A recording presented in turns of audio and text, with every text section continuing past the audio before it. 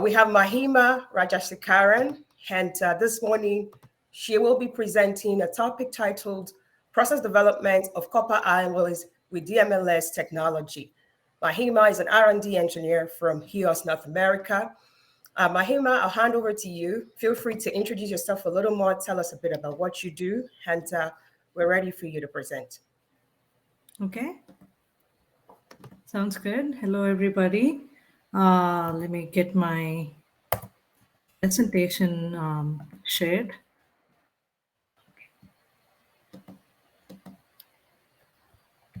So my name is Mahima Rajashekaran. I'm an R&D engineer with EOS, like Addy mentioned. I'm trying to my screen. Okay. I hope everybody's able to see my screen. So I'm going to be talking about processing copper alloys with 400 watt lasers. So a little bit about EOS. We make laser powder bed fusion machines, and our standard machine comes with 400 watt lasers. We have a lineup of three of our machines here, the 290, the M400, and the M300-4. And all of these machines come with the standard 400 watt laser, although the user has the option to upgrade it with the kilowatt laser. That's more unique. That's not a regular setting. So our goal is to develop this accessible copper process for everybody. So the challenge here is the copper material itself, because as we all know, copper is highly reflective. It's got that bright red color, so it reflects off a huge portion of the energy that it receives, and the remaining energy that it actually captures, it likes to dissipate it away because the conductivity is extremely high. Copper is known for its conductivity, and that's quite the challenge to making this process. So the solution here is to identify processable copper alloys. So with the alloying elements, somehow we can reduce that reflectability, like the color is a little milder, and also the conductivity is also a little bit lower, so that it's a little more processable. So for this purpose, we had identified two alloys, copper chrome zirconium and GR-Cop 42. Copper chrome zirconium is a traditional copper alloy. It's called C18150, and it's very famous in the welding world because of its high temperature creep performance and also machinability, whereas GR-Cop is a popular AM unique alloy that NASA developed, and then this alloy is used for rocket engine components, and then this has got extremely good thermal conductivity and high temperature performance. With both these alloys are precipitation hardenable. So the alloying elements, chromium and zirconium, form precipitates in copper chrome zirconium, whereas the niobium and chromium, which are the alloying elements in GR-Cop 42, they form precipitates, and then these precipitates strengthen the alloy. And then another difference is chromium and zirconium are very widely available. The supply chain is already set up, and it's very easy to procure them. While niobium is a rare metal, and it's got only like a very few handful of sources all around the world. So it makes it hard to procure it, and also there are some supply chain based on how these sources it's mined and how it is available. It affects the supply chain of this material. And that's an important point to note. So let's move on to the heat treatment that we need. We are able to process these alloys, both these alloys, but because we are using a 400 watt process from EOS, our recommendation is to HIP these parts if you're using 400 watts. If you're using the kilowatt laser, then you don't actually need to hit these parts. But for 400 watt process, just to ensure that there are no defects in your part that will affect the performance, our recommendation is used to do a HIP. The difference between these two alloys here is with the GR-Cop 42, you have all these precipitates, the chromium niobium precipitates that you see, you don't necessarily have to form it during the printing process. It is present during the powder manufacturing phase, and then most of it remains unmelted during the processing. So all you are doing is densifying the part and also relieving those internal stresses that occurred when you're printing it. So you just need to put it in a HIP furnace, and then your part is ready. You take it out, and then you can directly apply it. Whereas copper chrome zirconium, everything remains in solid solution state during powder manufacturing phase. So this in turn, what it does is like you have to form those precipitates, and then those precipitates are formed during the aging process. So there is a three-step heat treatment process that is needed for copper chrome zirconium. The first one is a HIP, and then the second one is a solution treatment. And this solution treatment has to be done along with rapid quenching, and then followed by a third aging step. As you know, these three different properties are come with different costs, because HIP needs that high pressure ability, and then rapid quench is not available in every furnace, and it's a little more expensive. And then for the aging, you can use a conventional furnace, and and then the cost is a little bit cheaper. So for this reason, you have to go to three different furnaces and then schedule your run with three different vendors.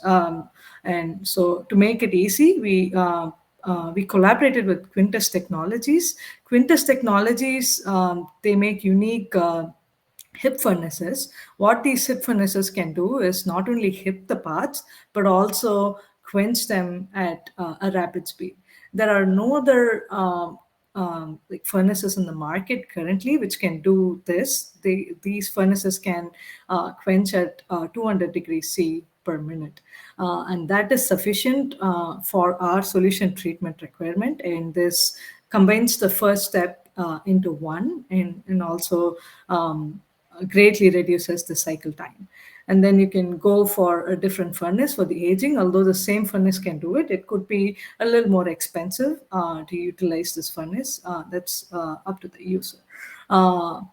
So we have shortened the cycle into 2 steps. Another thing, important thing to notice here is the powder manufacturability itself. Because everything is in solid solution, it is rather easy to make this powder. Whereas for the GR Corp 42, you have the whole process becomes a little more tricky, because you have to, like the powder manufacturers have to make sure that the precipitates are actually formed, and then they're also not above a certain size, because it can clog their nozzles and also impact your strength greatly. So they need to make sure that these precipitates are of a certain size for best performance, and that in turn impacts their hard work, and eventually the cost that goes behind making this powder from their end. So let's look at, we have looked at the heat treatment, so let's now look at all the micrographs between these two materials. So as you can see, both these materials in the as-built state, they have greater than 99.5% density, and you do see some pores here and there. But after the heat treatment, which is HIP and/or additional cycles, you don't see any pores in both these materials, at least at this magnification, because it's 1 millimeter, and we see a typical pore is 15 microns in size, if there are any, because we have this extremely dense material which is very reliable, which we have achieved in combination of our heat treatment. So now let's look at some of the properties that these materials are offering. I'm going to introduce you to 2 different heat treatments in the copper chrome zirconium. So if you see, let me open my laser pointer here. So we have two different heat treatments, the copper chrome zirconium that we optimized for conductivity, which I'm calling conductivity, and then another heat treatment that we optimized for strength. And then the GR 42, we are only doing stress relieving and part densification. So there are no two heat treatments. Essentially, what we're doing with these two is modifying the aging treatment alone to get that difference in precipitate size, which in turn impacts the strength and conductivity. If you see, let's look at the heat treated groups to look at the final target properties. If you see the conductivity optimized group of copper chrome zirconium, the strength and ultimate yield strength and ultimate strengths are a little bit lower than the strength optimized ones. And this particular group with strengths is very comparable to the GR COP yield and ultimate strength. So the performance of this particular group in terms of strength is similar to GR COP 42, but then the first conductivity optimized is obviously low. If we look at elongation, the conductivity group had the highest elongation, while with the strength optimized aging heat treatment had the lowest, while GR-COP stands somewhere in between these two groups. If you take a look at the electrical conductivity, that's where the conductivity optimized copper chrome zirconium is a winner. Because we see that 95% conductivity in the copper chrome zirconium group, and optimized for conductivity, whereas the strength optimized one is also good. It's at 80%. It's just not 95% as the first one. It's all greater than 95, so it's at least 95. That's the bar that we set. Obviously, the GR COP is in between these two groups, as we have seen so far, and it's at 90%. It's greater than 90%, which is also an extremely good conductivity result. So if we are to look at a comparison chart between these two materials, we'll see that and then the powder price is greatly varying because of the reasons that we talked about. The whole like powder manufacturability and also accessibility to this rare metal niobium. Because these things are not present here, it's comparatively very affordable when compared to GR 42. And also the lead time is very short. It's mostly on the shelf, and you can procure copper chrome zirconium way faster than you could procure GR 42. And the densities are, copper densities in the 8 point something range, but again, niobium is owing to higher density here. And the heat treatment here is, we had a 2 or 3 step here, whereas it's only a single step. I've only presented one of the mechanical properties here, but we went through it in detail. If we look at electrical conductivity, we also have options between 80 and 95 for the copper chrome zirconium, whereas the GR COP is greater than 90%. So in summary, who could use these alloys? Who's the target, and whom do we suggest that they use this alloy? Is space industry can use either of these alloys based on the application. And while copper chrome zirconium is suitable for any thermal application in the conventional world, which does not require much strength, but then it needs extremely high conductivity, and they have access only to a 400 watt laser. This is extremely suitable for such a case because the IACS is very close to 100%. So we would recommend this for them, to them, and then it's best value for money.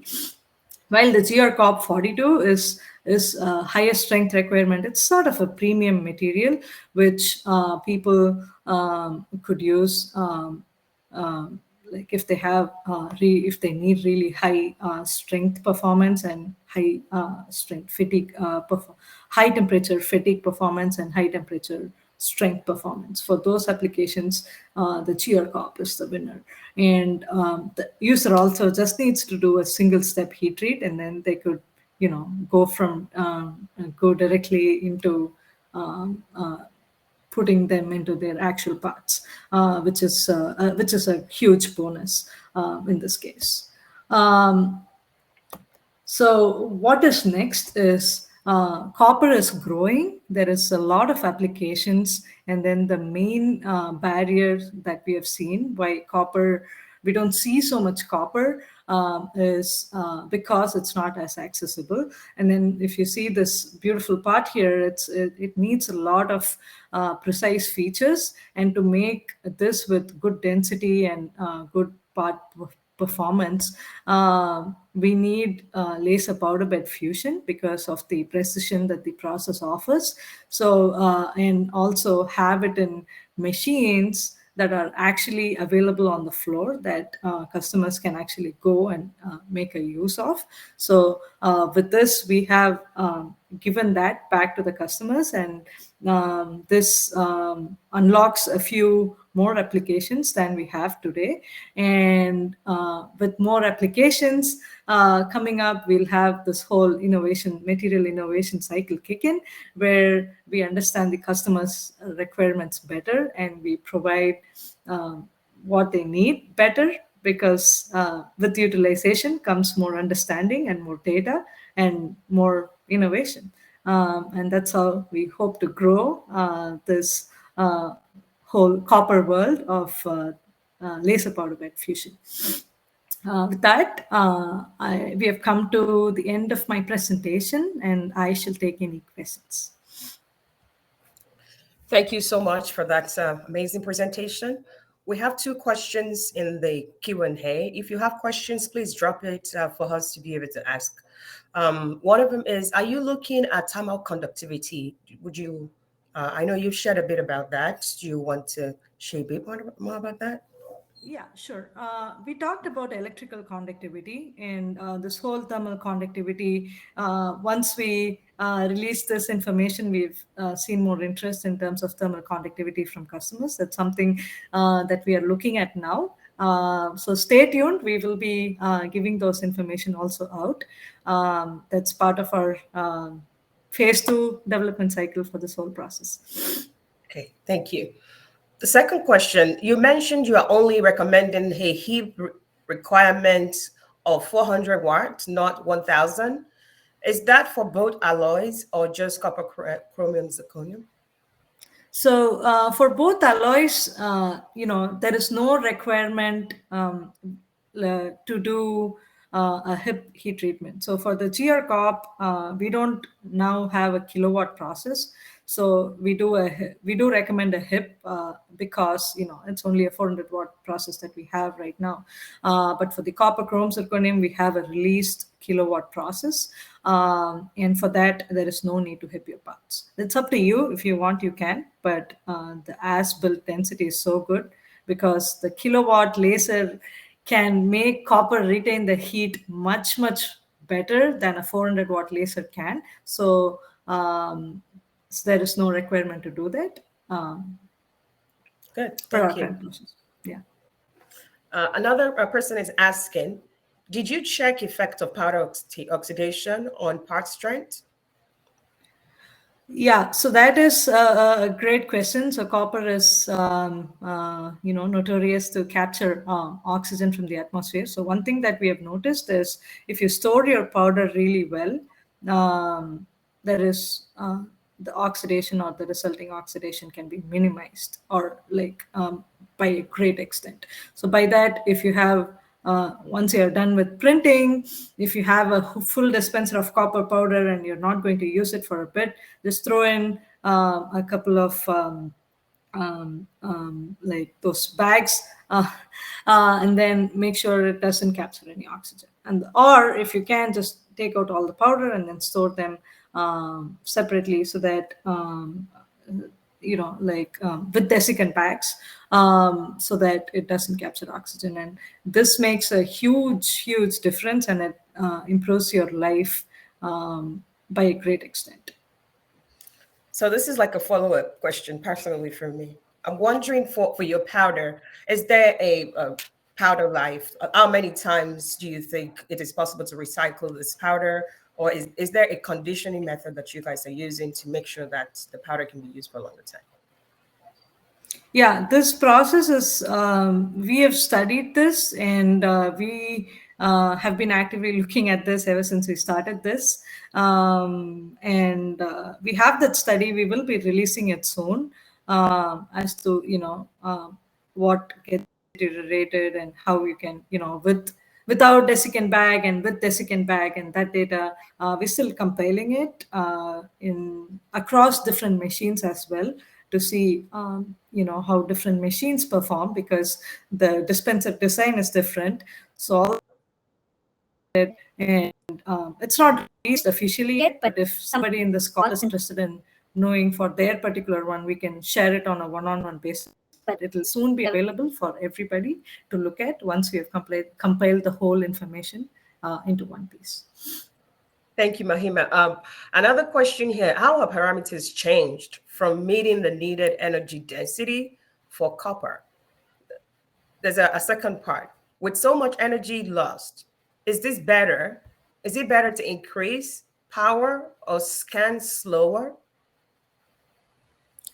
Yeah, so you have to do a combination of both, and also, it went into multiple DOEs, where you try out power, has high power as you can use, and different speeds, and slightly lower powers. Sometimes it helps with smoking and things like that. So yeah, so you could do a combination of all of those to see how much, I guess, what is the ideal one, because we study not only the density, but we also look at how the parts look, and how, whether, and we monitor the process to see how much, like, generated, and that could indicate alloying element loss and things like that.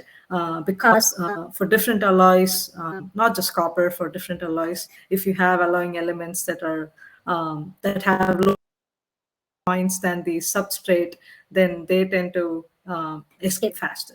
So keeping all that in mind, the process parameters are designed. In one great way, one way that we all like to start is, have a very huge DOE, where you look at a huge range of parameters, and if you start from there, that you would end up missing. Good, thank you. A follow-up question: what are deposition rates for copper alloys? Do you have specific numbers that you can share? It's going to be released soon. I guess that's my answer. I'm sorry, it's not released yet, and we'll have that information in our sheet soon. And if somebody is interested in partnering or buying this earlier, you can reach out to me, and we can have a separate chat. But it'll be soon up in our website. I'm working hard to get that in there. Thank you. Someone is asking about density. Did you measure the density by Archimedes method or optical method? Which one are you going to report? So we do both Archimedes and also optical. And then, to me, I like to look at the defects before I make any decisions, because with the Archimedes, there is a lot of artificial that is created, and then it's because all these metals, and then there is an inherent roughness to the asphalt parts. It's impossible to drive away all the micro, and sometimes the data is not, there is some difference to the actual data that is there. So the one that we report is the optical density data. That's the one that I presented to you as well. Although I presented a smaller area, we look at a larger area, and make sure that the density is well represented. Thank you. What is the high? Another person is asking, some of these questions are anonymous, so that's why I'm using another person. What's the highest high ACS you can achieve with a sprinted GRC or P for the two? Yeah, I think it was there in my presentation. It's about 20 that we saw there. The main, like, as printed GR cop or any copper, it's only lower because it's got residual stresses in there. Like once you relieve it, it's going to be much better. Even if you just put that bar inside, which I haven't tried, but if you just stress relieve with the same conditions as the hip, see that it's about 80. My guess is it will be about 85%, because we're barely increasing the density by 0.5%, and that should not impact the IACS by more. Okay, thank you.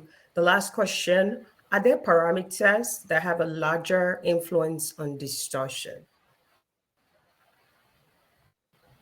Are there parameters that Parameters have?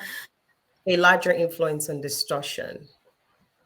Well, I hope I understood the question correctly. If not, please clarify better. But so with the distortions, it's pretty possible. Are you talking about geometry based?